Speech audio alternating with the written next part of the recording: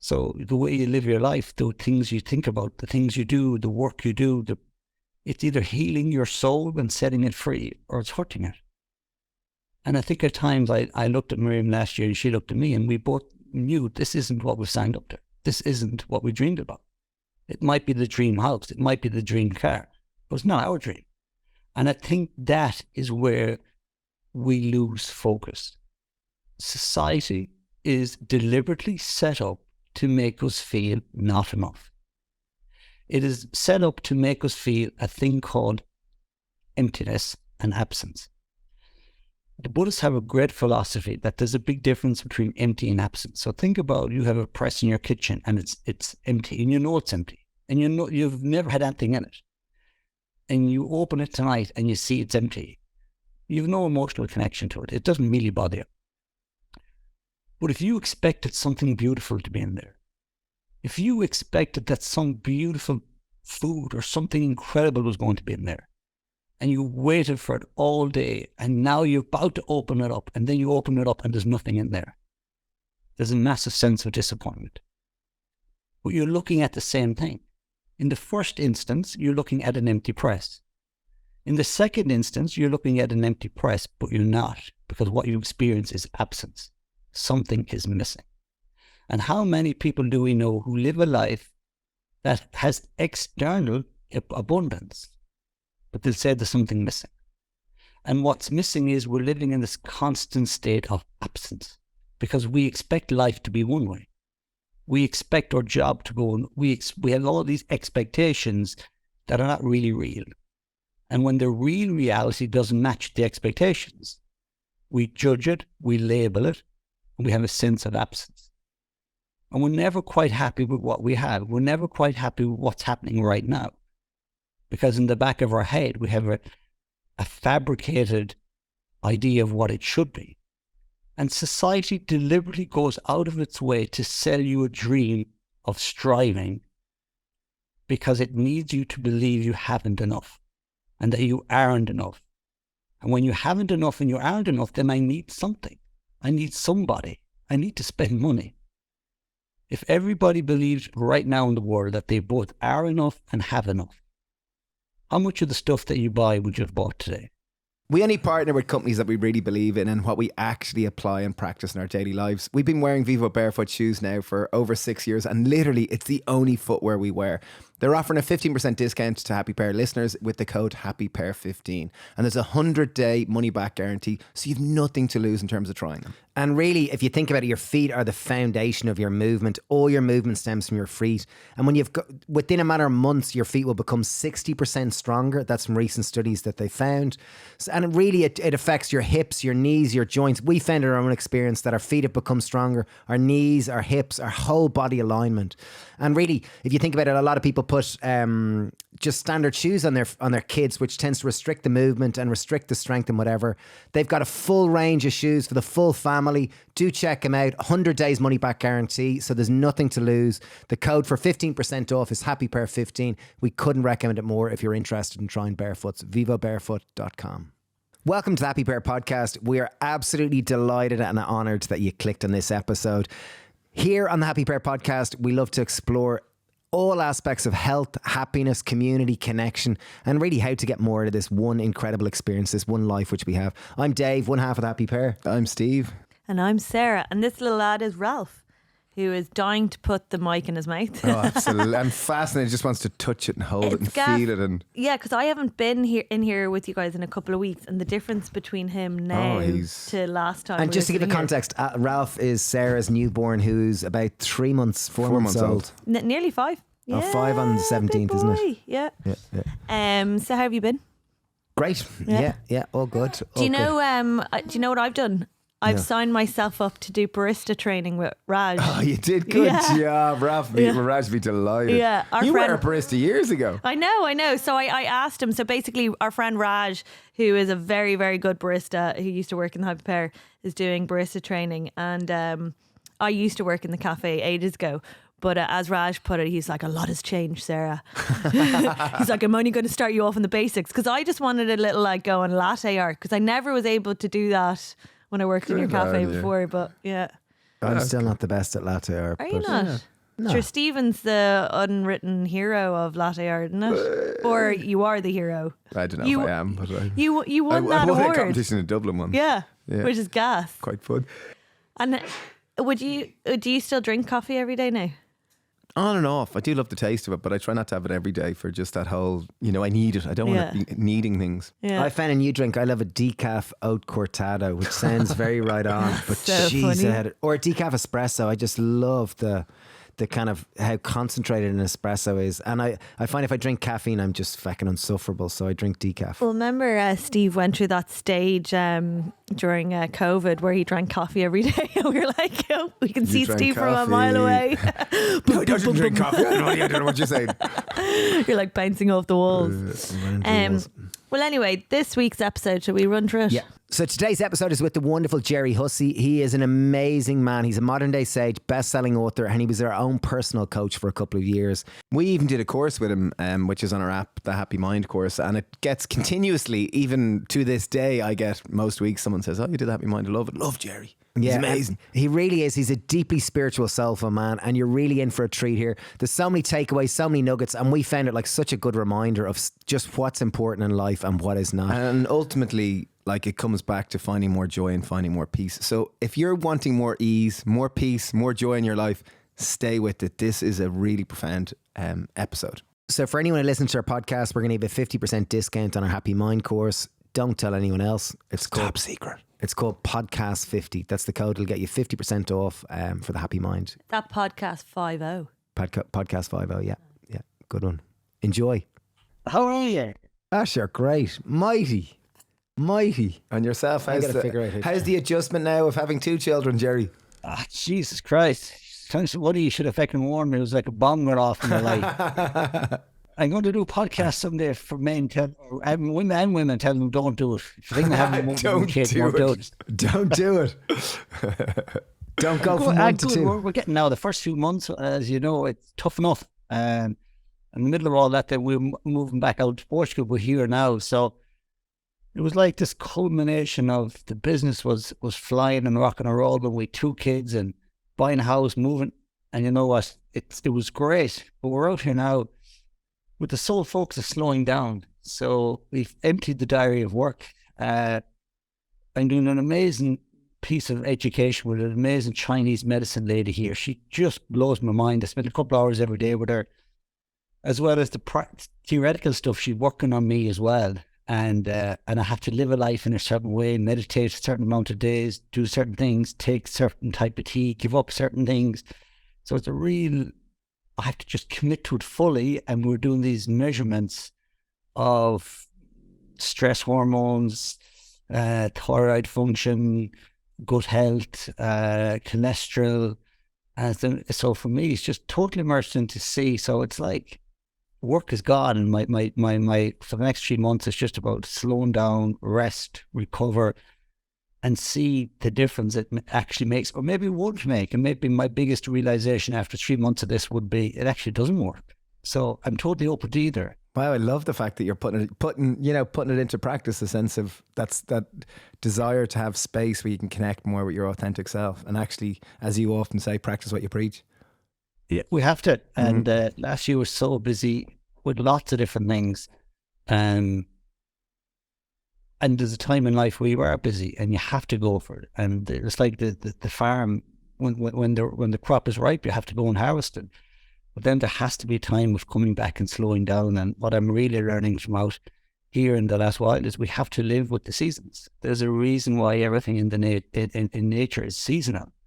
We tend to live the same way all year round. We do the same exercise, we go to the same gym, we eat the same foods, we go to bed at the same time, we get up. And we're not actually, we know the circadian rhythms are so powerful and so important, but when it comes to seasonal, we don't really live that. So that's something that I'm really awakening to and opening to at the moment, that we have to live with seasons. Yeah, totally agree. It's inspiring to hear that you're taking the time to invest in yourself, because certainly I can see it in myself and kind of go, like, certainly at the phase of life when you've got young kids and a young family, or you're anywhere between, I'd say, the age of 25 and 45, you're in the furnace of life where you're trying to get ahead of, you're working and busy trying to build a career or have a family or whatever it might be.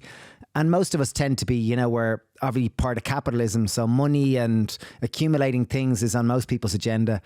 And I think, like, I'm curious about how you reach the point of being able to give yourself permission, because there's an element of, you know, there's so much inertia as part of modern day life. And I really admire what you're doing, is taking time for yourself right now and really giving yourself the space to kind of almost reflect on what you're doing and almost go forward in another direction. And yeah, for me, you know, my life is about living with as much ease and joy as possible. And, you know, I think both of you know me well enough to know that that's my important point. You know, when I come from a story of at 11 years old, I first thought about committing suicide. And between 11 and 14, the biggest challenge I had on any given day was not ending my own life. That's the level of anxiety and stress and headaches and backaches and just my body being out of sync, my mind being out of sync. And being brought to every doctor there was, and they were all doing the same blood tests and telling me I was perfectly healthy. And, you know, the key moment in my life was where, you know, a doctor said to my mother, you know, this is a perfectly healthy young boy, and if you want my honest opinion, he's making this up so he doesn't have to go to school. Of course, at that time, that felt like the biggest kick in the stomach, because I began to believe him, because he was the expert. Maybe I am making this up. Maybe I am weak. Maybe there's nothing wrong with me. Maybe it's just in my head, and I can't fix it, so it's my problem. But of course, then I didn't understand anything about anxiety. I didn't understand about the science behind the brain, the gut-brain axis. I didn't understand the role that your gut plays in your mental fitness. I didn't realize that trauma stays in the body. It stays in the central nervous system, and that we hold every trauma we've ever experienced unless we move it out physically. I didn't realize that 80% of emotion and 80% of trauma is actually held in the body, not the brain. The body holds the trauma. I started reading incredible books, and I started realizing that the mind is so much more than the brain. The mind is something bigger that encompasses our skin, our organs, our brain, our gut, our heart, and it's either in sync or out of sync. And if it's in sync, we're in flow state, and everything slows down, and we feel a feeling of joy and love, and we can look at the sunrise and wonder at the magnificence that such a thing can happen. And we can be present when we're in sync, we're at one, or Zen means at one. We're just in awe of nature. And when we come out of sync through being stressed by processed food, by unresolved trauma, by being fatigued, we go into the sympathetic nervous system. Our immune system switches off, our gut becomes imbalanced. Our brain goes out, a whole brain, it goes into a state of incoherence, and we're not able to feel anything. All we feel is stress. And if I'm being brutally honest, lads, last year on paper, you know, I had a book that was best-selling, I was doing these shows, we were selling out 1,000-seater venues, we moved into a new house that was our dream house, and I couldn't feel it. Why not I feel this? And later on last year, you know, the story was because you're busy, because you're moving house, these are stressful things. It's all the external world. But when I really started to reflect on what am I feeling? I wasn't feeling this abundance of joy and love every day. And so I started to ask myself, what in my life has become out of balance? Has my thinking become out of balance? And I remember one day walking up, you know where I live, walking up between Glasstool and Dunleary, and I walked by the church. And for me, my faith has always been important. And this was a critical moment. I thought to myself, I'm going to go in and say a prayer. And I don't even know if I believe in God anymore. And then I started thinking, have I lost belief in God, or has He lost belief in me? When was the last time I tried to connect? When was the last time I meditated? And I suddenly realized that all of my thoughts were in the outside world. So I made myself a promise that I was going to spend a couple of months just getting back to what I know works: connection with nature, meditation, prayer, and not eating any processed food, and creating and cultivating an inner space. And last night I went out with my little boy, we were walking the beach, and I was looking at the sunset. And I was sitting having an orange juice with my little boy, and I just felt my heart burst with love and joy. It was like I was just saying, this is life. And this is why we're here. And I made myself another promise last night. I am not letting go of this. Not for shows, not for books, not for followers, for nothing. I'm not letting go of this. And not letting go for me means that I have to make a commitment every day to make peace and joy my number one priority. So when I look at my diary, when I look at the things I say yes to, when I look at the food I eat, when I look at the things I practice, do they demonstrate my absolute commitment to joy and peace? And I have nobody else to blame, only myself. If I hold on to that commitment, I have a good chance that joy and peace will define my life. And if I let go, if I'm tempted, like Jesus was tempted by things, and I start grabbing onto other things, in order to grab onto something else, it means I have to let go of something. And when you're holding joy and peace, there's very little else in the world that will tempt you. That's beautiful. Like I really admire your clarity. The clarity of focus, that it's joy and peace. Like it's almost like we need to be reminded of that every 15 minutes. You know, little gong needs to go off and go, hey, because there seems to be so much social conditioning over the period of our lives and programming that life happens outside of ourselves, and we need stuff. We need to collect stuff, whether it's things, whether it's followers, whether it's social proof, whether it's status, whatever it might be. And I'd love to really camp out a little bit on this, and this kind of, how do we have evolved beyond this living on the outside for all this external recognition, and how do we cultivate more inside ourselves a space of trust and love and peace and joy that really is irrelevant to what's going on the outside, because I think that's the game that all of us are playing. It's the real success, and it's contrary to modern day culture, and that's why I imagine even you doing what you're doing, the only way you can justify it is that you lost touch with yourself. So like, so many of us need a reason to go and kind of take this break or take a pause. I got sick, I got ill, I felt, fragmented, I didn't feel my true self, I needed to take this break. But very few of us just randomly could just go, yeah, I need to take a break, I need to reconnect with myself. And to have a family who'll support you and do it. That's wonderful. Yeah. It's very brave. I'm blessed to have a wife, and kids are young enough, and maybe they might disagree in a few years. But I'm lucky because Miriam is totally committed to this as well. And at times she probably looked at me, and I looked at her last year and said, this isn't the life we dreamed about. And, there's a song in the Greatest Showman called "A Million Dreams." I love it. We play that all the time, because if you're not pursuing your dream, what are you pursuing? You're pursuing something else. So we've always had this.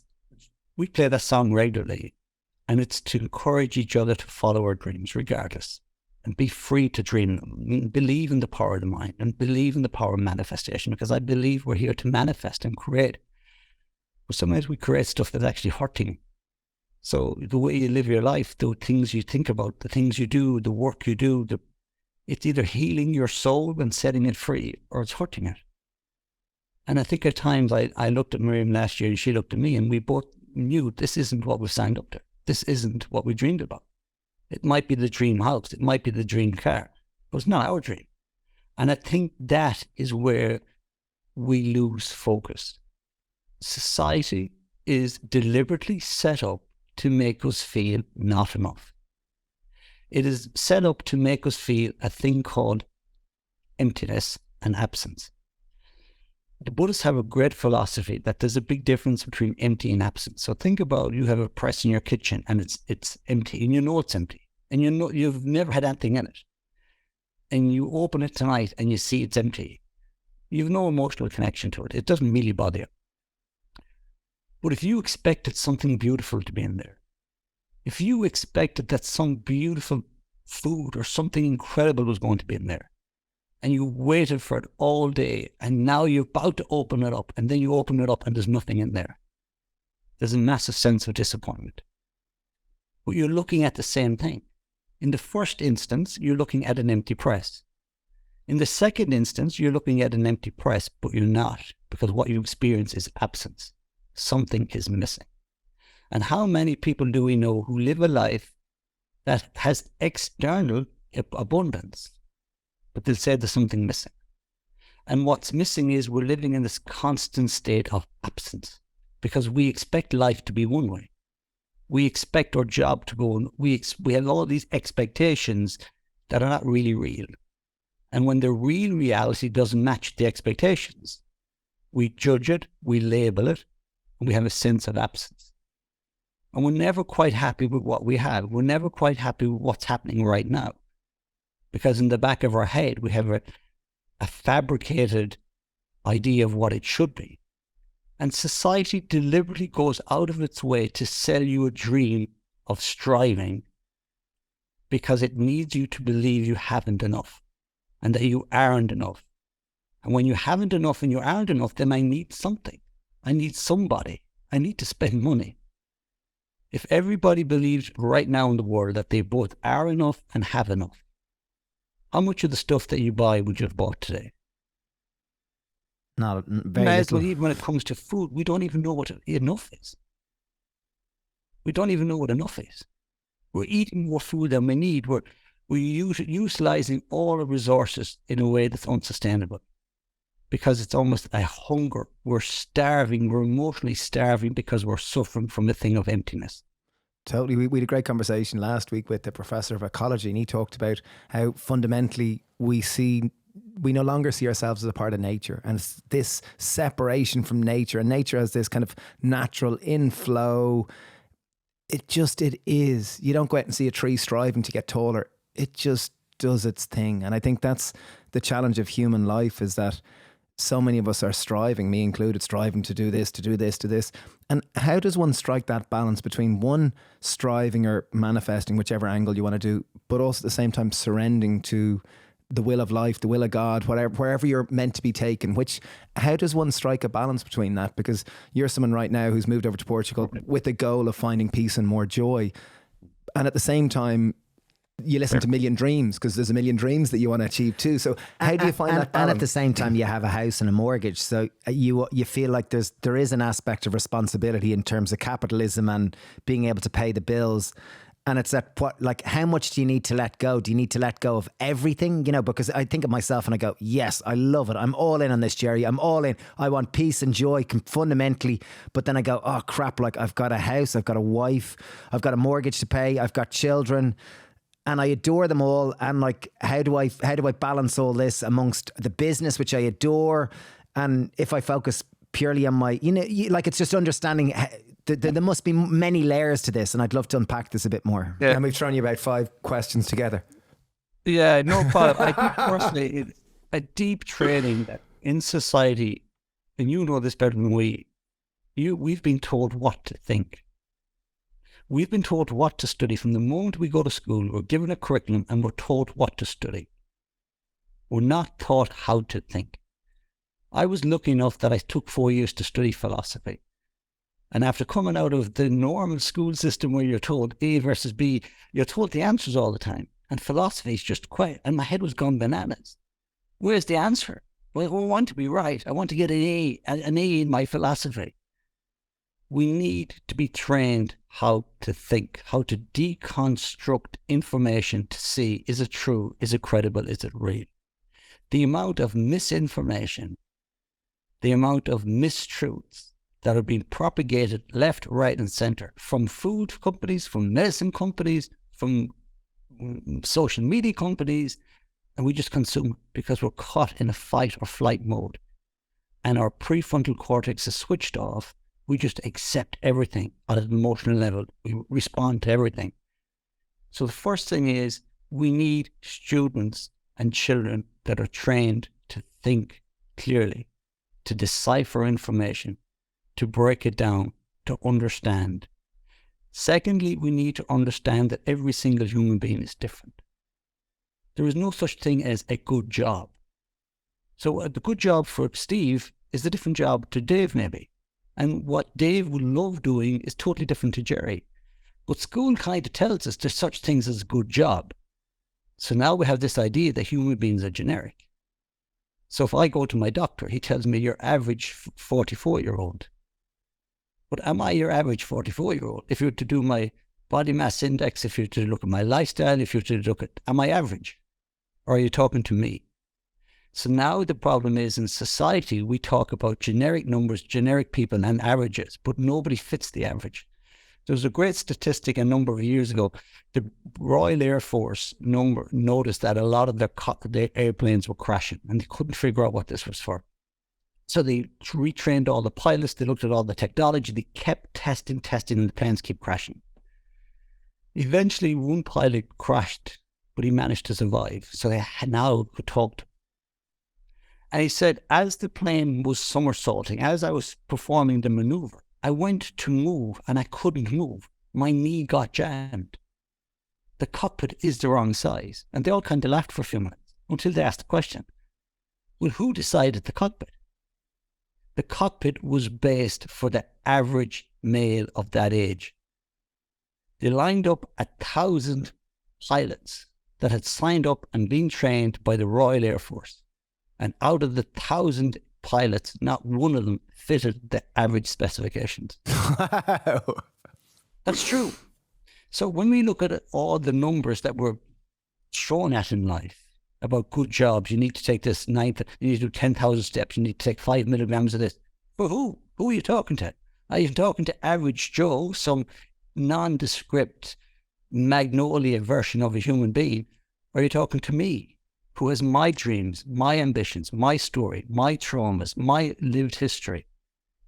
So the second step is we need to teach people how to think, really how to decipher information, because there's a lot of stuff out there right now that we need to just cut through. The second is you got to think for me. Who am I? What do I want? What's my life about? And now we have the ability to sit with anybody, from a college professor to a career guidance teacher to a doctor, and say, are you talking about genetic metrics, or are you talking to me? How well do you know me? Now we have people who can think and act for themselves on their own truth. And the more we become clear on who I am and what my truth is, then as long as my truth makes sense to me, I don't need you to accept it. I don't need you to believe in my beliefs. And if you choose to believe in something else or express a different truth, that's okay. We can still be friends. I've a very strong Christian belief, and I've lots of great friends who have absolutely no interest in religion, and they think I'm nuts. But we still connect at a deep level, because what makes us different is far less than what makes us the same. So we have to stop comparing ourselves to other people. Stop thinking about the average person, the average life. You're not average. You're you. No one has ever existed as you before, and nobody will ever exist as you again. This is a once in a lifetime opportunity, and you are a once in a universe phenomenon. So who are you? What is your life about? What do you dream about? What are your values? And who actually is stopping you? And deep down, the only person stopping any one of us is ourselves. And it's either a fear that we're not enough, a fear of being wrong, or a fear of being seen to be different to everybody else. They're nice. I like those fears. And how do we unpack those fears then? You know, because if you kind of go, right, well, you know, right, I'm me, I'm not everyone else, I'm not average. You know, I'm, as you say, I'm once in a lifetime, except I do have an identical twin. You're 99.999 So I'm kind of recurring like the same as me. I don't know if of course it doesn't apply. We're just you know, anyway. But so there is all these fears, and even if I take it to myself, I go, right, I'm afraid of failing. I'm afraid of letting mom and dad down. I'm afraid of the happy pair failing. I'm afraid of, you know, there's these fears that are inherently there. I'm afraid of not being a good father and providing for my family. You know, that there's these fears, and how do you go about unpacking them within yourself, like that you can, even doing what you're doing now, like? I think first is to go back at the major decisions you made in your life about your career, your partner, different big decisions, and ask, what was the main driving factor behind that? Was it love or fear? Always love. Did I make that decision because I believed the ultimate expression of myself, or did I believe because it was safe, it was right in front of me? Ask yourself, what did you dream of working at when you were 8 years old? Is that what you're doing right now? And where along the path did possible become impossible? Who told you that was impossible? So where at times, when you made big decisions, now you begin to unpack, in the top 5 decisions I've made, it was either safety I was actually bound to, or it was my parents, And in the Hindu tradition, they talk a lot about bowing. So when they bow to each other in the Western world, we're told stands tall, shoulders, power handshake, power pose, look in the eyes. They're told to bow down, bow and touch the shoes of the person you're meeting. And when I started studying and practicing a little bit of this and this idea of bowing, what am I bowing to? Who am I bowing to? Every time I make a decision, I ask myself, to who or to what am I bowing now? Am I bowing to money? Am I bowing to fame? Am I bowing to my parents? Or am I actually bowing to my true self and the truest expression of who I am? Because every day we're going to bow to something. So when I look back at all my big decisions, no matter what decision I've made, I ask myself, if I was back again and if I really believed in myself, if I really was willing to put the work in, what would I have done? And I use that then as an indicator for the future. So when I'm making a new decision in the future, I ask myself, by saying yes to this, to who or what am I bowing? What will this bring into my life? And in order to have this, what do I need to let go of? If it doesn't result in me, this once in a lifetime phenomenon, I'm not my parents, I'm not my brother, I'm not my sisters, I'm me. If it doesn't result in me being healthier and happier, I don't do it. Then we begin to see the magic of the universe. Because the story society have told you is, Jesus, whatever you do, don't do something that makes you happy. You'll never make money out of that. The only way you make money is by slaving, slogging, and doing something you don't like. And if you do that for 40 years and pay enough tax and make millionaires out of the banks with your mortgage, then you can retire at 60, and then you might begin to retire life. You know what? I have no interest in that story. What I've discovered is the more I get in rhythm with myself, the more I get into flow with who I am, the more I fill myself with joy and love, the more I do what I love in a loving way, is the more my business grows. And I have built a business, I've bought a house, I have put food on the table for my children by doing what I love. And if I'd stopped doing what I loved every time somebody said, that won't work, you won't make money, but how about the pension, how about the mortgage? I think deep down we all know the truth is, if you want to be really successful at something, just do what you love. And do it with passion. So the scary part is, if I was to leave my safe, secure job and do something that I love, how will I pay the mortgage? Well, that's a socially created narrative. Because the truth might be, you might make more money than you ever dreamed of. And you might make more money than you ever could make in your current job. And the only person telling you that that's not the case is you. So to let go of something is to embrace something else. So if I let go of safety and security, if I let go of one salary, I'm just going to take another. I'm just going to pick it and away go. And that is how manifestation works. And the difference between evolving and striving is where you're desperately chasing something. And if you are desperately chasing something, it means that your happiness depends on that thing. If your happiness depends on a thing, then it owns you. So now you're a slave to that thing. If your happiness and if your identity doesn't belong to anything other than yourself, then nothing owns you. So detachment or non-attachment doesn't mean that we don't own anything. Of course, we can have a house and cars, and it's nice to have a nice house and it's nice to have a nice car. Of course, why not? It's nice to go on nice holidays. It's nice to eat in a nice restaurant. There's nothing wrong with that. But you don't need it. And the moment you don't need it, nothing owns you. So when I say yes to something, if I am to pursue something, it's because the pursuit alone sets me free. The pursuit of the goal brings me joy, brings me love, brings me peace, brings me ambition. And whether I achieve the outcome or not doesn't really matter. What I focus on, am I the right person with the right process? Every single day, am I the right person? Am I following the right process? If we're attached to a specific outcome, then the outcome owns us. Yeah, I like to commit I read the book The Surrender Experiment recently, and it was one of my favorite books, and I really admired the whole idea of letting go to the flow of life and kind of letting life take you, life, God, whatever you want to call it, take you to where you're meant to be, while at the same time trying to stay in alignment to your own values, but at the same time allowing life to take you where you're meant to be, if you will. But it's very challenging. Like, it is really challenging. Like, everything you've said, like, I'm totally, and I'm sure anyone listening goes, yeah, Gerry, this sounds wonderful.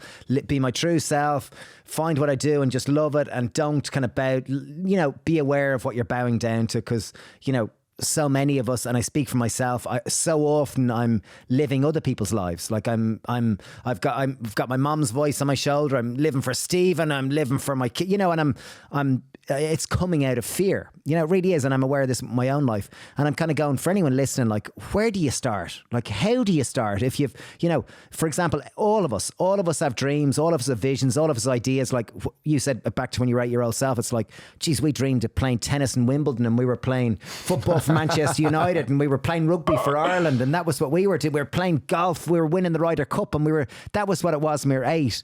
And I guess we're very fortunate that we do things that we love, but we still also, there's so much conditioning in myself. I'm so aware of it in myself, even that I just, there's all these other narratives that I bow down to on a daily basis. And I greatly admire your commitment to joy and peace. Like, I think it's just so admirable. And when you even say that, I kind of think, geez, there's an aspect of monasticness, or an aspect of kind of committing to a higher power nearly, because, you know, most of us within the current culture which we live in, it's all about money and followers and job and social status, unbeknownst to what we're like. You know, you'll ask people what's important to them, and they go, oh, happiness of my family. But then if you look at how they're spending 90% of their day, it's working and hustling and kind of almost living other people's lives. And I speak that for myself as much as anyone else. I'm not saying I'm separate to it. And I just wondered, how do we start this process? Because, like, each one of us, we are all leaves upon the same tree, and we are all interconnected. If I can have a better relationship with myself, I will therefore influence those around us. So as humans, we can create this massive ripple effect. And I'm just wondering, how can we collectively find more joy and peace within ourselves for the greater good? I think it's start with the end in mind. So how do you build a house? First of all, you have to draw the house. You have to design it. You have to write it down. You have to be very clear. You can't just say to a builder, go in that field and build me a house. They might, but it mightn't be the house you want. You can't just say, I'm going to start a business. What type of business? It doesn't matter. It's just any business. Well, you don't know. So there's a great book that I always reference, The 5 Regrets of the Dying. We will die. Every single morning you should start your day by saying, life is short. Life is too short. Time is precious. And I take nothing with me. Now that centers us. We have been given the gift of life to witness the unfolding mystery of the cosmos, to witness the unfolding mystery. But we have turned it into this intellectual desire, need to control, to predict, to understand, to use it as we want. We've created this illusion that we are the masterpiece of creation. We're the most enlightened of the species. I wonder who's saying that. We're the only people who suffer the diseases we suffer, who kill and bomb each other regularly, who suffer so much anxiety. I wonder, is the tree and the plant, I wonder, they looking at us thinking we're enlightened. We have totally isolated and separated ourselves from the big picture.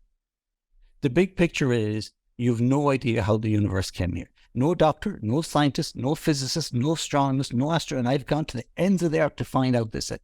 They haven't a clue how we got here. They haven't a clue when the universe will end. They don't even understand the universe, or how big it is, or the capability of it. A number of years ago, someone wrote a science fiction book about black holes. Science fiction. And then someone said, that's an idea. What if we investigated that? And then they investigated, lo and behold, there's a black hole. And the universe is more empty space than anything else.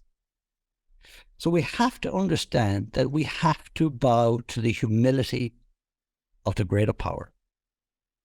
We don't really understand the things we think we do. And we get so caught up in trying to understand the tiny little things that we're missing the big picture. It's almost like if you come down in the morning, you went to bed, let's say you go to bed tonight, just before you go to bed, you clean the kitchen, you leave it nice and clean, you go upstairs. You come down in the morning and there's a big chocolate cake sitting there for you. But the house was locked, Nobody came in, nobody left, the windows weren't open, the doors weren't open, but there's a cake there. At that moment, you have a choice. You can spend the rest of your life looking at the structure of the cake and the components and what was in it and the thermodynamics of how it created, how the raising agent rose it. And you can spend the rest of your life trying to find out more about the cake. Or you can ask, who left the cake here? Or you can just eat it, yeah. Or you could just eat it.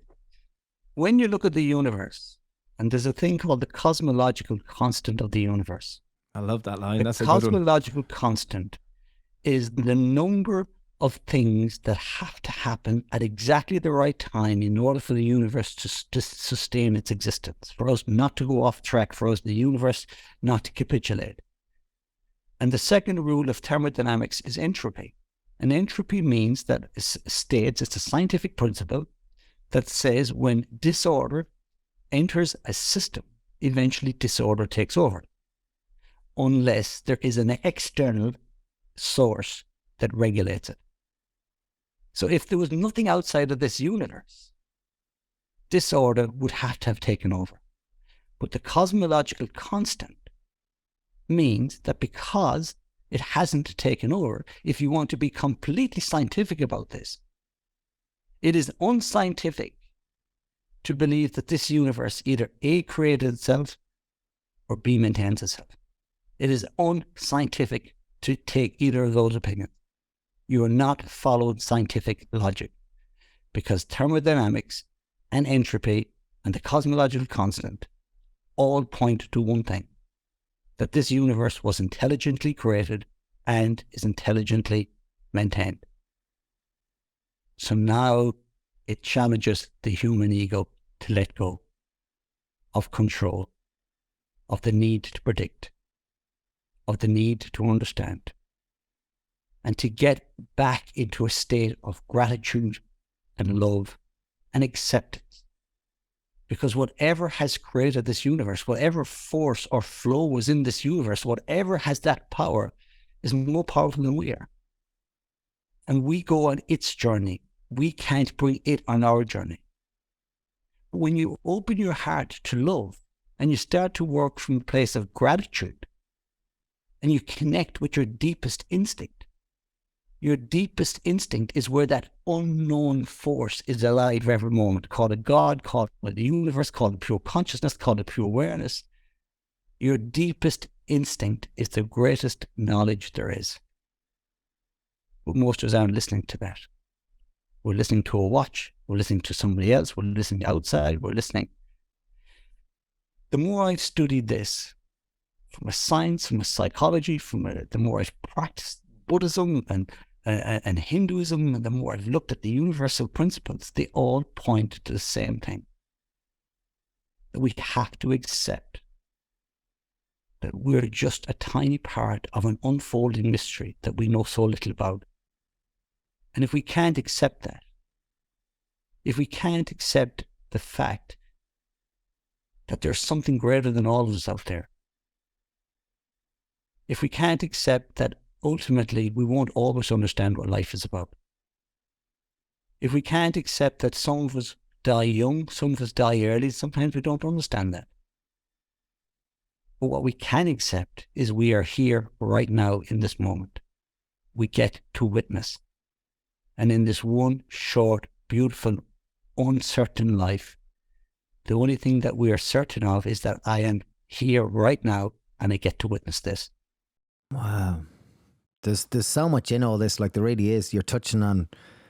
It's kind of almost at a root, first of all, understanding our own significance, that we are part of a system that's far greater than us as our individual ego. And it's to kind of descend from the ego into more a state of flow, if you want to call it, a state of conscious living, a state of awareness, surrender. a state of surrender, whichever way that. And for anyone listening who goes, Gerry, 100% in, how the hell does someone start connecting more into a sense of flow? And someone connecting, living their life more out of instinct as opposed to from, conditioning. And please let me finish, Dave.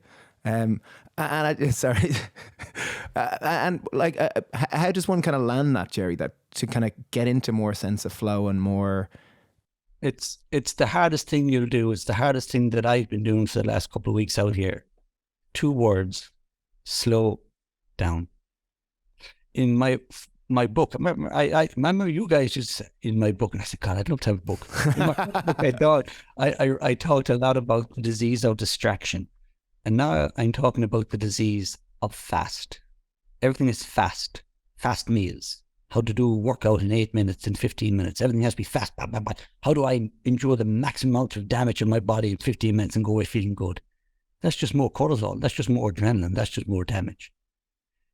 The biggest challenge in life is just slow down. So I got into yoga, and then I said, oh God, this is really good yoga. It gives me a good workout. It gives me a good stretch. And I was kind of justifying yoga, because then the more I got into yoga, I said, this is actually about slowing down. It's about listening to myself. And now out here, I'm practicing these 90-minute yoga sessions. And in the 90 minutes, you do 4 poses. And you're holding each pose for 7, 8, 9 minutes. It's really slow. And the first time I went in, I was looking out at the lads in the treadmill and said, I should be out there. I should be working. I'm getting nothing out of this. Until I felt the pose. And then I felt the discomfort of the pose. Then I felt the discomfort that was in my body. Then I felt the emotion that I was holding. Then I suddenly realized how much trapped emotion and trapped fear I had.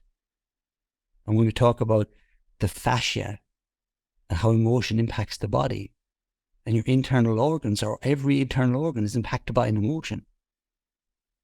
So for me, it's about slowing down, sitting with yourself, forcing yourself to connect with yourself. Stop running, stop racing, stop trying to do everything in 15 minutes. Make time. Make time to meet yourself. Make time to come home to yourself, to listen to your body. We look for the quick win all the time. I have a headache, quick take a headache tablet. Why not just ask, why have I a headache? I have a heartburn, quick take a heartburn. Why have I a heartburn? We have all these things that we're not meant to have. The human being is an amazing healing machine. And the central nervous system is one of the greatest pharmaceutical machines there is in the world. We're born to heal. If you're not healing, you're out of balance. So what has taken you out of balance? And we've so much medication that'll turn off the symptom. What it doesn't do, you can't chemically inject or chemically ingest yourself into a state of health. You have to get rid of that. And what we think is a healthcare system is a sick management system. And it only manages through surgery or chemical.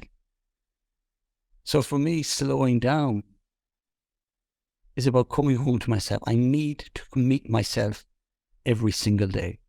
And I need to connect with that force that's in the universe every day and ask, what is your will for me today? What would the greatest expression of me be today?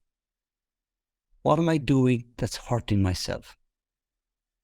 Where am I pushing? Where do I need to release? And for most people going into a room and sitting for 90 minutes by yourself with nobody else, I have one yoga teacher that sits there and doesn't say anything to me. There's no noise, there's no music, there's no distraction.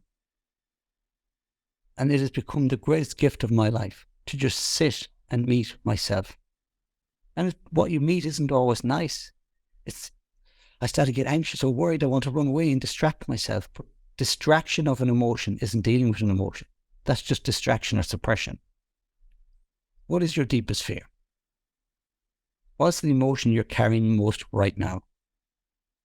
When you're alone with yourself, what do you meet?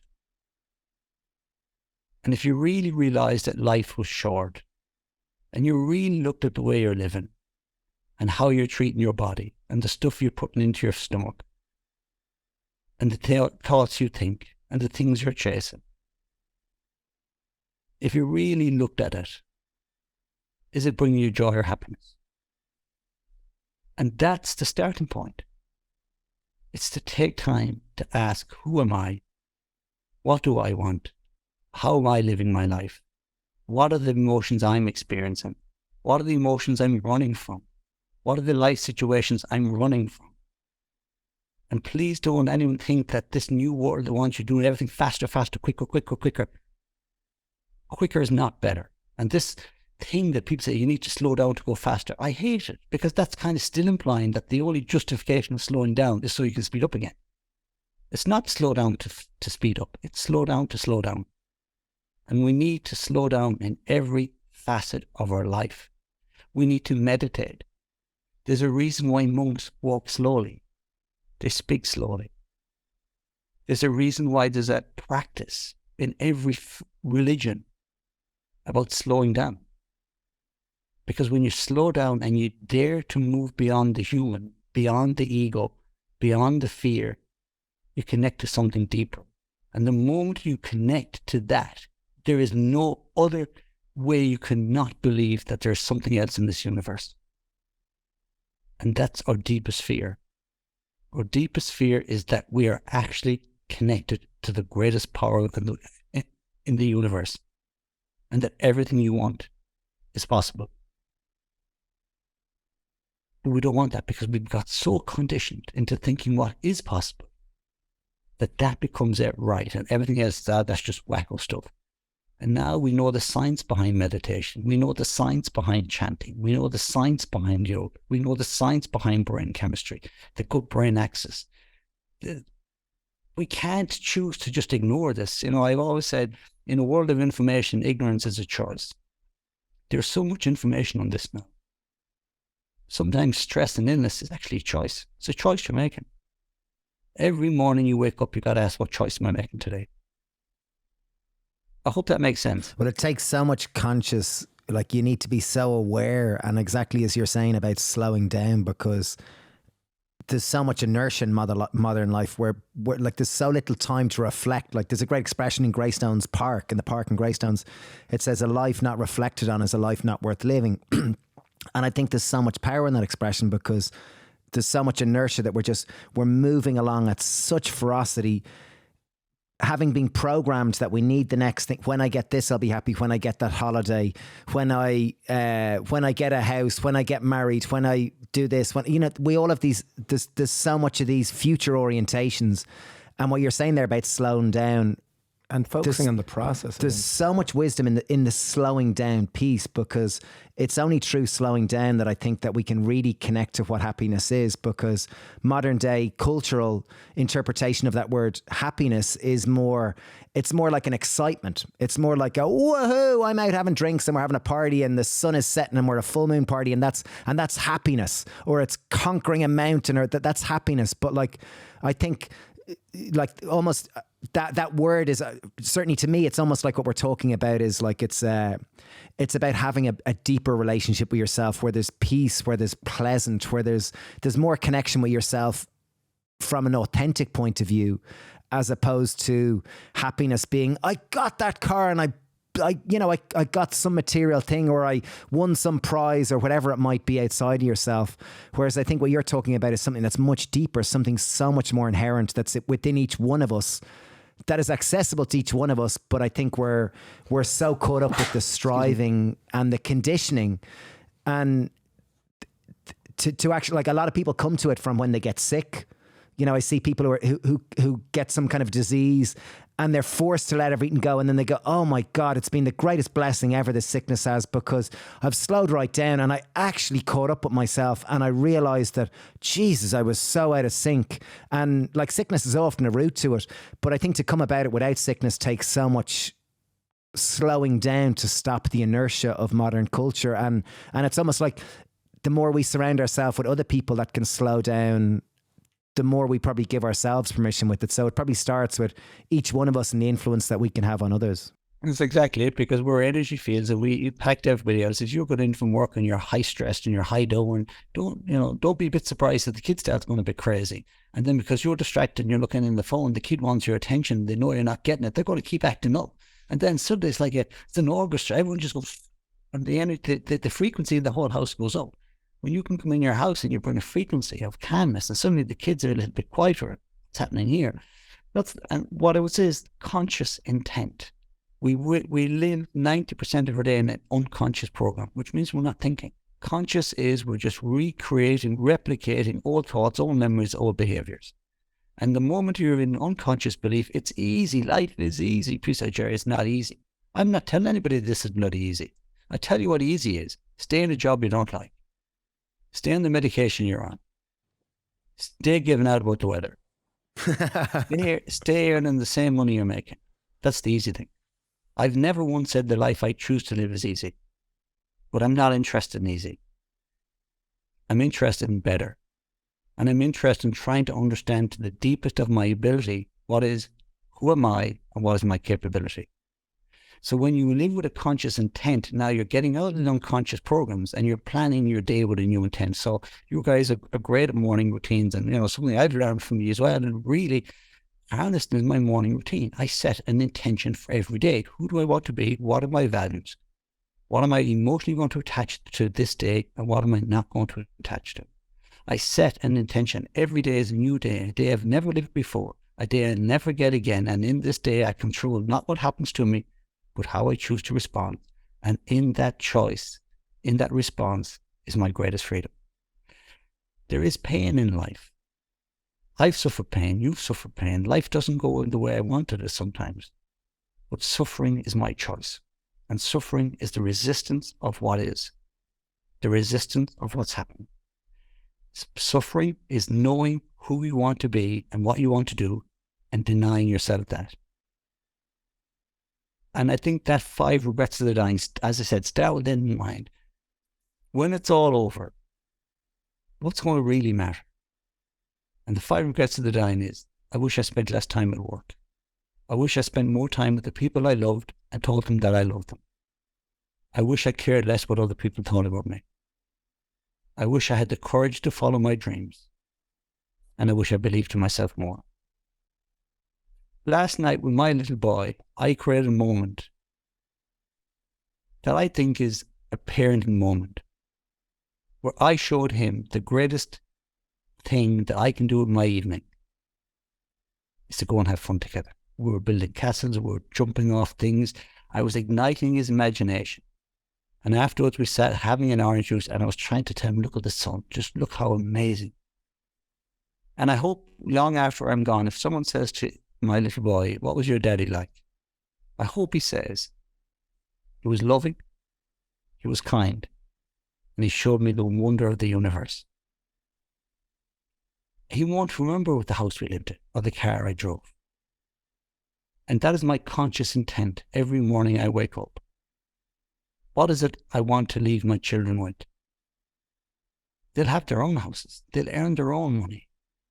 But if I can teach them how to think, if I can open their mind, if I can show them the power of kindness, and if I can show them not to dismiss the presence and power of a divine force, if I can give them that in abundance, then I let everything else go. If the bank wants to take my house, take it.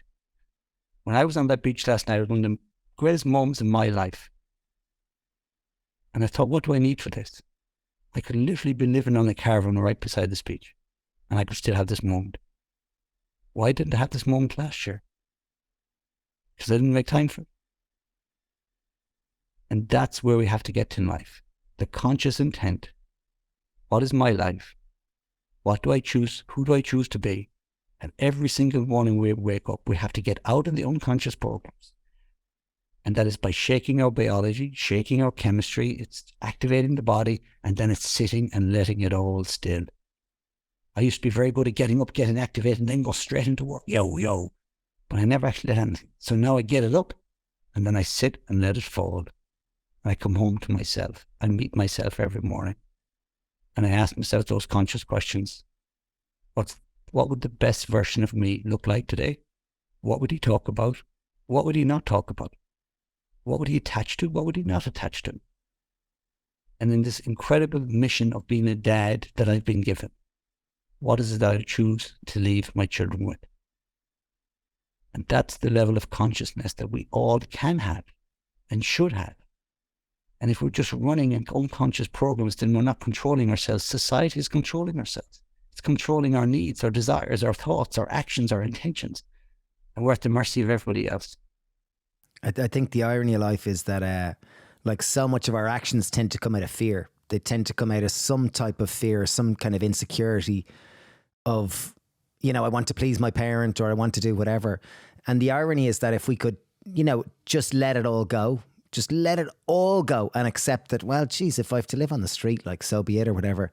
And the irony is that when you can connect to that place, you'll probably grow and become more what society says successful than you might have been just striving in your current forcing, you know, the wheel that you're currently on. That I think it's almost like that when you let everything go, that's only then when you can actually fulfill. I'm finding it difficult to articulate what I'm saying here, but I'm going to try to say what you're saying. It's like, it's when you let go of all of the people's ideas of who you should be, what you be, that you're actually surrendering to life, and life takes you where you're meant to be. And and you'll probably end up being more fulfillment and more a deeper state of success that's less externally focused, with ease and peace and joy within it. I think it's important, and I want to be clear about this too. You know, I have a business that makes money. Okay, so part of my life is about making money because I need to buy a house.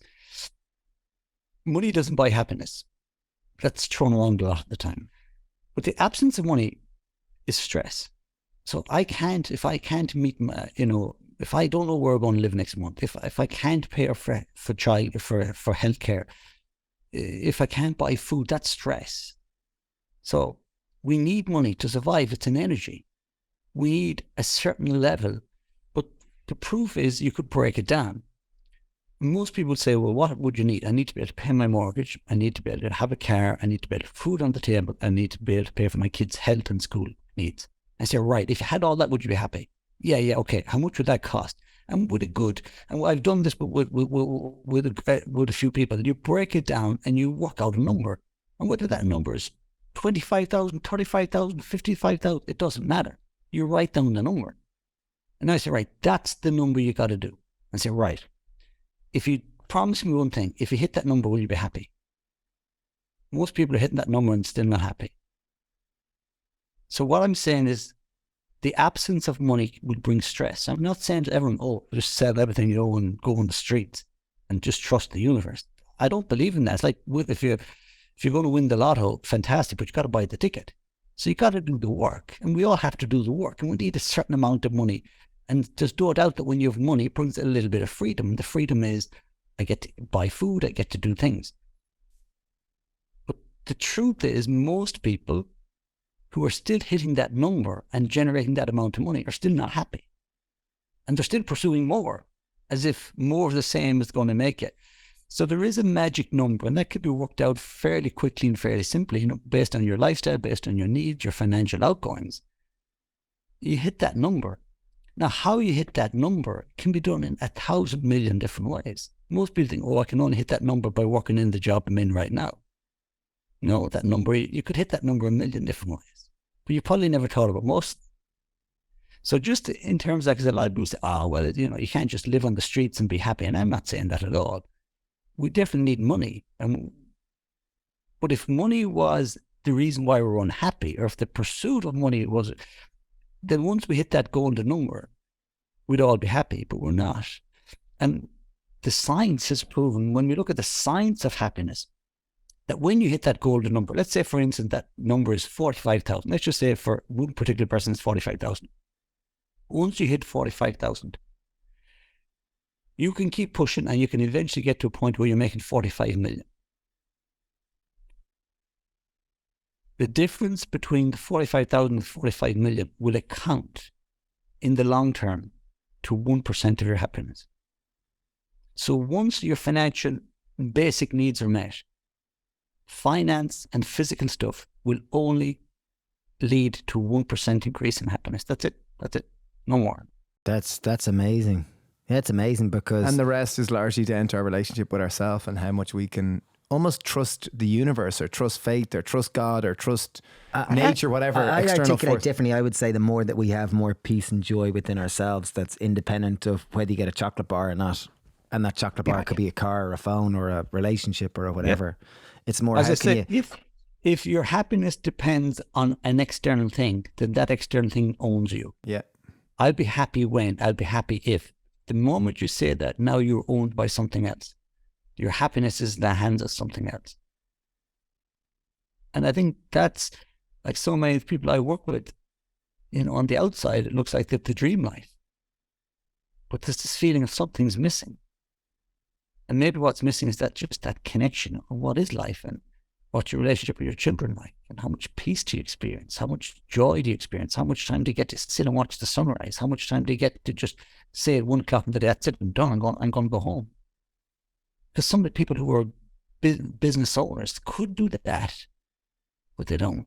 And they initially said, oh, I couldn't do that. Why?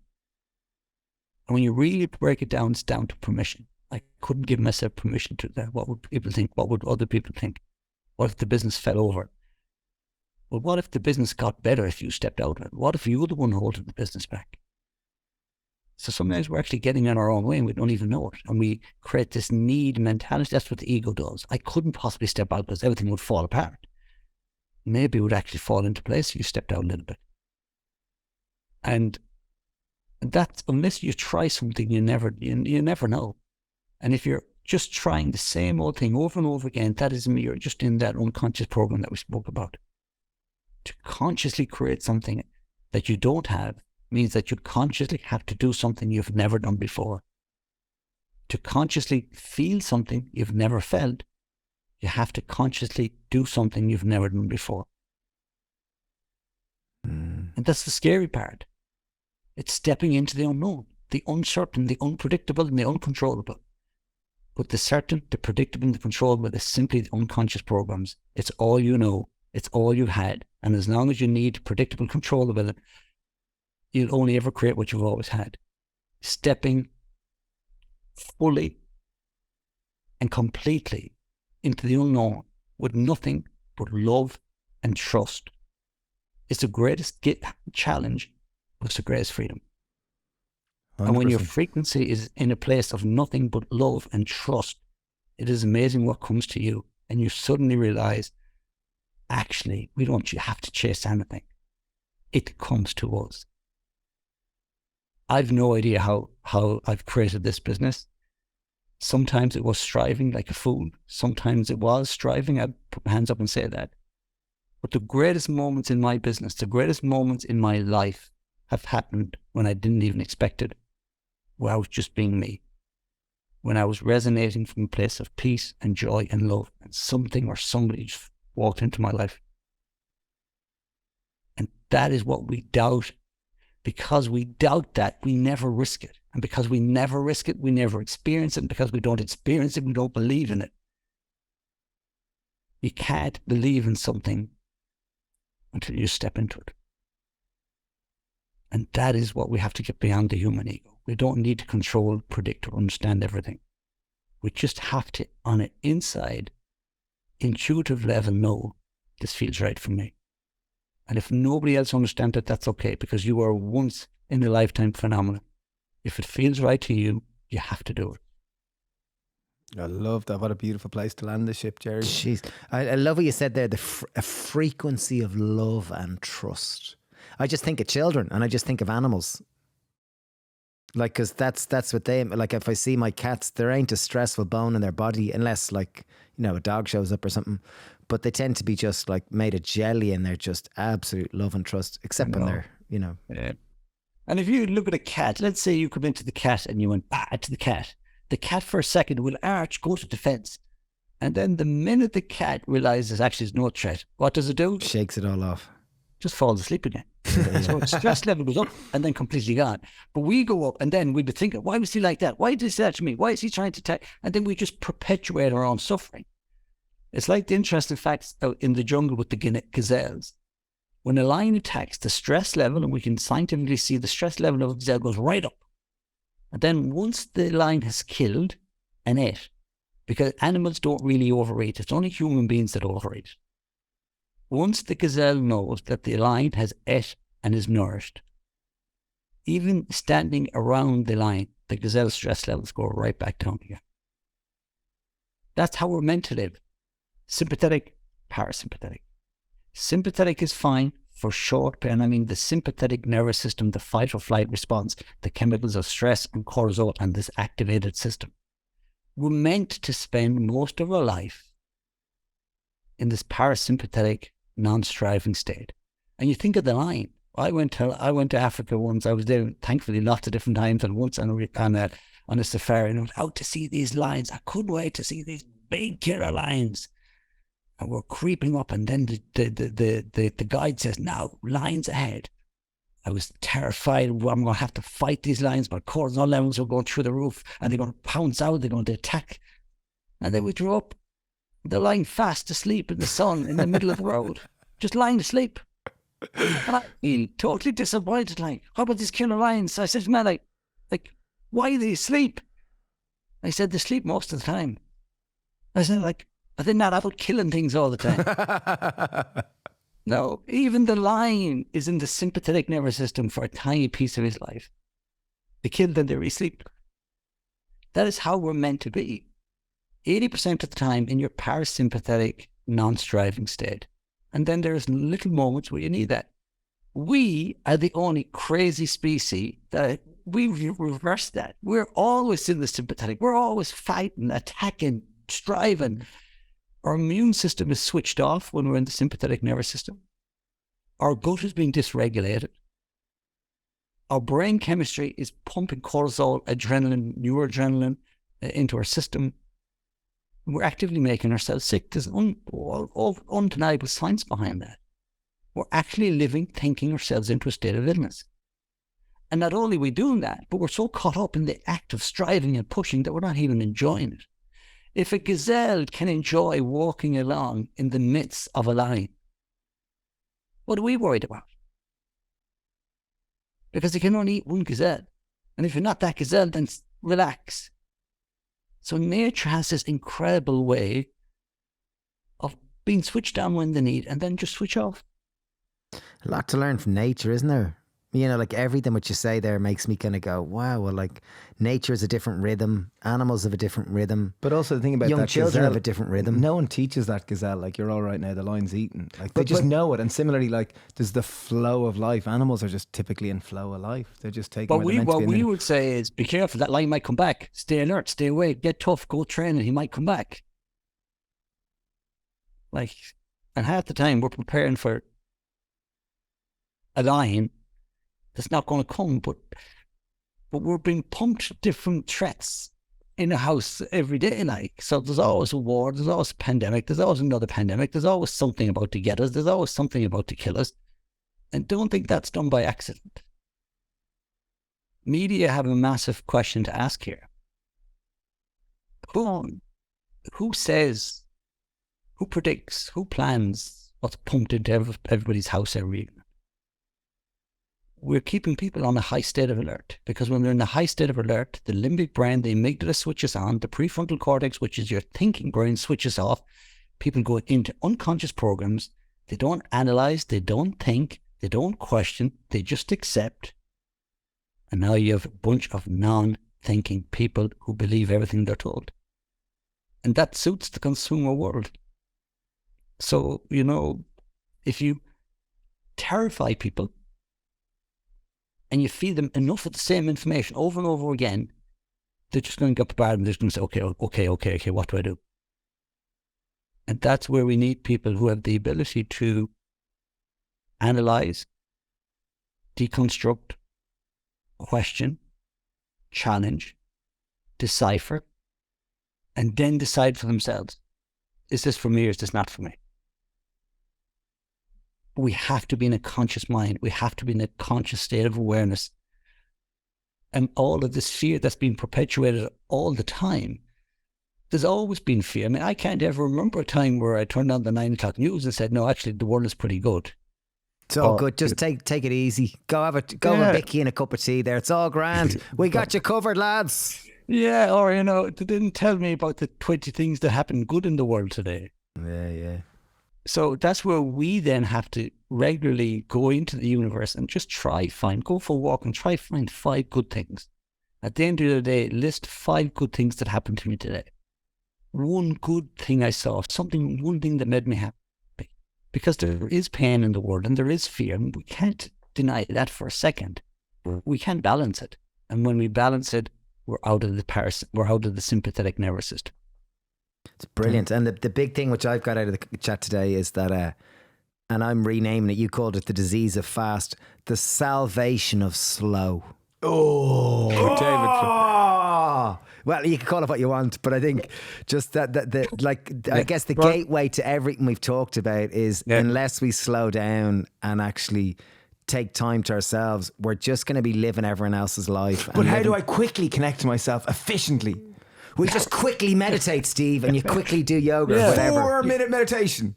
Now, how about a 90-second meditation? Wouldn't that be amazing? That'd be even better. You just pretend you're meditating, you take a picture, put it on Instagram and get on with it. There you go. That's what we do games. And that's, I mean, for me, that's the challenge. We're out here. You go into 90 minutes. And my first thought was 90 minutes. God, that's a big commitment. What if I want to leave? What if I'm bored? Sometimes you have to set yourself the challenge. I'm not leaving. What if nothing comes up? Then great, nothing will come up. And what we're really worried about, what if what I fear comes up? Well, you can either let it up and deal with it and be free from it for the rest of your life, or you can run from it and spend the rest of life running from it. We have to face it, to feel it, to heal it. Now, in my next book, I had a chapter, The Disease of the Fast, but it might be, what did you say there? The salvation of slow. Well, I So just you might think it makes a positive of what it is, because the disease of fast, it really just implies that, like, whereas I think the But we do have a negativity bias. We do have a negativity bias. We'd be more drawn towards the disease of fast rather than more drawn but to the salvation of slow, I would think it's more like, well, we're all looking for, and salvation has a bit of a religious connotation to it, but it's more like we are all looking, like we're looking for the salvation of capitalism at the moment, and the salvation of money as a god, and busy. If busy was a currency, we'd all be fecking billionaires. Yeah. But I think what you're talking about is about, unless we slow down, we can't connect to ourselves. And unless we connect to ourselves, we can't be aware of all the fears that are actually controlling us. We are most of us, and I speak for myself, just speak from my own point of view, there's so much in my life, there's fear. These decisions and these actions are coming from fear. So unless I slow down and connect more to myself, I won't be aware of, that who am I living my life for? And this will be the last year. I won't keep it any longer, but just to connect with your body, because your body holds the score. That is an incredible book. Your body holds every emotion, and every emotion is changing the shape and function of lots of things in your body. Every emotion you experience is having an impact on every organ. So we know that when we're nervous, we need to go to the bathroom. So that's a clear indicator that our organs are impacted by emotions. But every single emotion, anger is liver. And when we look and break this down, and we look at the chi, which is the energy, we can't deny anymore that our body is an electrical system. It's an energy system.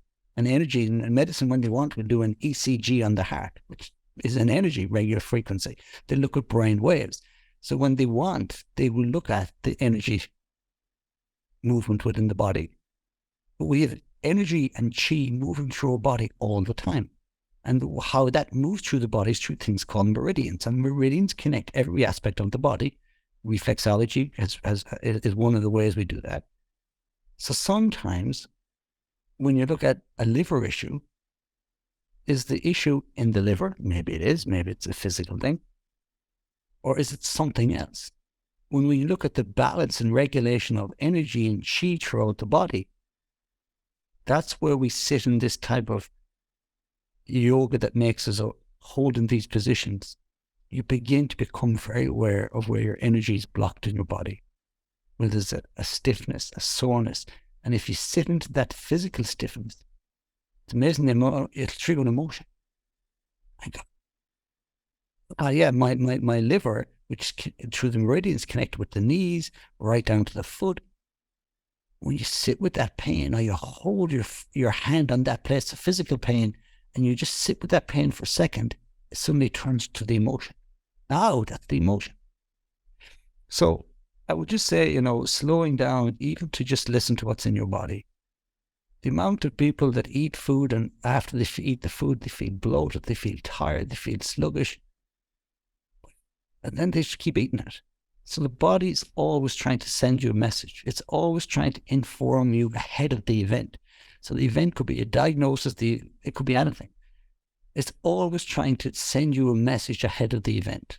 But if we're so busy and we're not willing to listen, the body's sending a message. We're just saying, shut up, shut up, shut up. I'm going to run you out of me. I'm going to distract you out of me. The body wants you to live. The body wants to be healthy. It wants to be happy. It's constantly sending you messages. But are you sitting with the body long enough to really listen to them? It's an amazing book, The Body Holds the Score. Every thought we think, every emotion we experience impacts our body and our organs. And when we begin to bring the body, the mind, the energy, the chi, and the organs into connection with each other, now we have a powerful message of what we need to do, how we need to move, what emotions we need to release. Because all the information you need is held within you all the time. Powerful.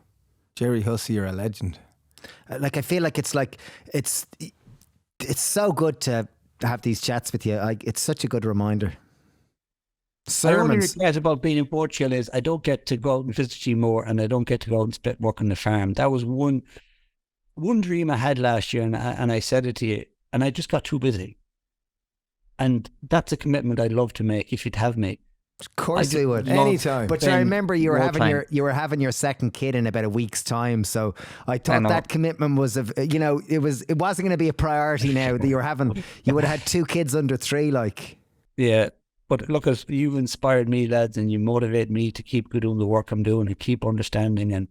And we don't agree on all things, and I think that's a healthy thing. We've often had great chats and great conversations, and you challenge me, and we might agree to disagree, and I think that's a healthy thing. We don't have to agree with each other all the time, but what you're doing on the farm is important. It's everything we spoke about today. It's connecting people with nature. Take your shoes off, connect with nature. We know the science behind that. Put your phone away for an hour. Get into the earth. Get into great conversations. And so I would continue doing what you're doing. You inspire me as well. And if between us all we can help each other to live a life of more ease and joy, and if by chance that might help other people, then I think we're doing something important. Well, I'm going to start with the salvation is slow. That's my mantra. Yeah, salvation of flow. Did I tell you that's a chapter in my book? Chapter 10. Chapter 10. It's a great one. It's your second book, Gerry, you mentioned you're working on it. I'm working now. It's coming out probably early next year. I'm a bit behind in writing it because the salvation is slow. Because of that, and I could have easily got stuck into writing the book and not been around for my children and not doing other stuff. But I made the decision, no, it's more important that I wait. And I'm so glad I did, because reflecting on my own life experience last year is going to make the book richer. So I know I've annoyed, and you know this better than me, I've probably annoyed agents and publishers because I've been extremely slow with this. But I want this book to be right. I spent 10 years thinking about the first book. And for commercial reasons, the easiest thing would be just get another book out quick and ride the wave. I'm not interested in quick books. I'm interested in profound books that are the fullest expression of my lived experience. So this book is hopefully out early next year. That's behind schedule, but I'm lucky that publishers and agents have been so kind with me, but it'll be powerful, and it'll touch on some of what we talked about today. It is looking at the pillars of emotional freedom. How do I become emotionally free to live my own life on my own terms, in my own way? And even in the great uncertainty and adversity that the world contains, even within all of that, how do I live from a place of peace and joy and a frequency of love? I think the book will take some of the biggest spiritual and scientific principles and distill them down into simple, everyday, how do we do this every day? Sounds wonderful. Can't wait to read it. I might even get you to give me a note on the cover again. Sure, of course. We'd be honoured. We'd be delighted. Yeah. Well, good luck in Portugal, Gerry. This has been glorious. It really has been. And we look forward to seeing you for decappuccino. Can't wait to see you for decappuccino. Decappuccino, exactly. Yeah, you're a star. Love to Miriam and the kids. All right. Thanks very much. We're just going to go to the beach now. So God bless, lads. Cheers, Gerry. Yeah. Mind yourself. Thanks a million. Yeah. Bye. Cheers. That was wholesome. Really was. I feel like Gerry calls himself the soul coach, and I really feel like that was beautiful. It was like bathing in everything I needed to hear. It was like a message, as Stephen said, there was a personal message to each of us. It was beautiful. Yeah, nice and reminder. I hope it had huge meaning to you as well. But I think the big thing I'm taking home is just the salvation is slow. Yeah. Well, slowing down, just the importance of and how it's an act of rebellion in modern day common culture. And then a huge thing I got from, like, I loved that he talked about the 5 regrets of dying, because those, like, you know, I wish I could live my life for myself, like, because like, and I just think of myself, how often I've got mom's voice in my head, or I've got your voice, but the same of time, responsibility. just to challenge that concept, you know, you spoke last week to Matthias Schuten, and he talked about, in an ecosystem, the most fittest of any species is the one that connects most, and the one that has the ability to you know, collaborate most. So I just challenge that there's no one way. Obviously, but certainly today's conversation reminded me most of just slowing down and really understanding what you're acting from, because so much of and I see it myself, so much is coming from a point of fear and insecurity at the deepest root. You know, it might not appear it, because, you know, but at the deepest root, it's kind of going, like, you know, the business needs to be successful because mom and dad wanted to be successful, and I've got to be, and I don't want to let Steve down, and I don't want to, and it's amazing and I'm going to take time and reflect on writing these. Anyway, I'm going to shut up waffling about me. I hope you really enjoyed that. Gerry's wonderful. Do check him out.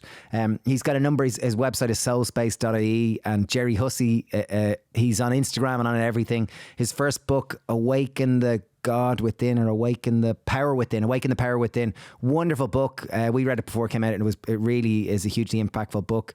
Glorious human, as I'm sure you've heard. And yeah, thanks for listening. We really appreciate your time and your attention. Obviously could have done loads of other things with this, and wishing you a wonderful day. And here's to slowing down. Yeah, thanks. Bye. Cheers. Bye.